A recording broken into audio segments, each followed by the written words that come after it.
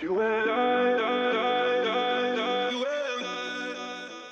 hi you guys, welcome to my official Fancy World Cup team. You know the ones with that fast food restaurant with the clown with the fuzzy red hair and associated with that company that starts with an F and ends with an A and has a what if in the middle. This video will cover my round, or stage if you like, 1 team. My strategy for this particular game is to use my wildcard after the first round, just because of all the additional information we'll have after the first round of games and the amount of additional transfers that this game gives to you compared to another fancy game such as FPL for instance. So based on all of that, my team is set up using my how to play World Cup fancy football video. So all of you guys should go and check that out. And I've looked at all of the teams and all of their schedules as to who will do best or who I think will do best in the first round. Now, classifications and prices vary differently from FPL, so it's been much more difficult to try and get a balanced team in this particular game. But I've tried to get that balance right as best I could. So with all of that in mind, let's start with my defence. In goal, I've started Lloris. France plays before Uzuhu, I think that's how you say it, of Nigeria. But I fancy France against Australia here. I really would have liked Alisson as my goalkeeper for Brazil, but I wanted some other players from Brazil further forward and in defence more for this particular game round, so I decided not to limit myself, with a good chance I'll be wildcarding soon. Yuzuhu was cheap at 4 mil and one of the only cheap goalkeepers to be playing in the tournament, I believe. So that's why I put him in. For my defenders, I've started Hakimi for 4.5, Marcelo for 6.5, and Tagliafico for 5 mil, before Meunier of 6 mil, and Grankvist at 5 mil. He's not owned by anybody at the moment, that's 0%, so I'm a little bit worried about that, so that'll be interesting at the time of making this video, so we'll see if anyone else joins my bandwagon. Again, because of their fixture days, that's the reason why I've set my defence the way I have at this moment in time. I will need to swap in Meunier and Grankvist on Sunday if Hakami, Marcelo or Tagliafico blank at all. Hakami for Morocco is cheap effectively at 4.5 mil and has a good fixture against Iran. He plays for Real Madrid and seems to play often for his country, so that's why I got him. Marcelo is Brazilian and he's an attacking defender, and we all know I love an attacking defender in my fancy football teams. He's got 6 goals with his national team since 2008, so not brilliant, but not bad either. Tagliafico was in for fixtures, really. I'm not 100% sure he'll start for Argentina, so this one is a bit of a punt. Meunier plays for PSG, great Belgium defender, and he loves a goal. 5 goals in this World Cup qualification alone, so yeah, I was pretty desperate to have him in my team.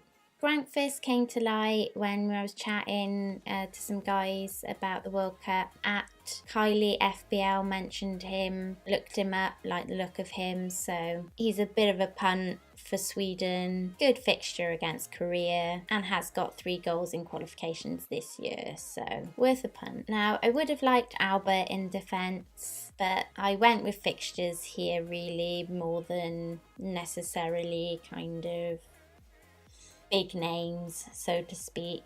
I will keep an eye on how he gets on over the competition, and with 2 wild cards and plenty of transfers, I'm sure he'll work his way into my team at some point. Next up, let's take a look at my midfielders. I've lined up as is for this because I doubt very much I'll be playing my cheap punt of Salif Sané for Senegal at 4.5, as he was just a budget playing midfielder really to allow me some other big names in the team.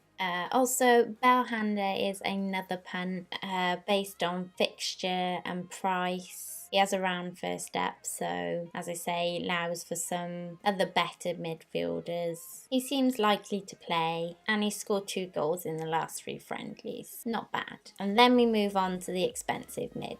With Coutinho, Brazil are smashing the friendlies and have yet to lose at all in this competition. Coutinho seems to have finally hit form at Barcelona and is continuing that form with Brazil, with 4 goals in qualification and 2 in the friendlies. Next up, I have Jay Rodriguez, another expensive one at 9 mil. He plays for Colombia. I researched Colombia as part of my group research for the FPLWildCats live stream, and I was pretty impressed with this guy. 6 goals in qualifications in this competition. He seems like one to watch for sure. Next up is Isco. He's 8.5 in this game and selected by 23% at the time of this recording. I don't know much about this player for Spain, but I have heard good things. He also plays for Real Madrid. I seem to have a team of Real Madrid players at this moment in time. Spain do have tough fixtures in the first game round. 3 goals in the friendlies. I think it's worth taking the risk on this one. And last but not least, we'll take a look at my forwards, with the likes of Messi, Neymar and Ronaldo all at 12 mil. To balance out my team, I've had to look at group stages and cheaper alternatives here, until I know which forward is best to invest that kind of cash on. First up, I've gone with Mitrovic. He's only 7.5 mil in this game and plays for Serbia. He scored a hat-trick against Bolivia in the last friendly and faces Costa Rica in his first match.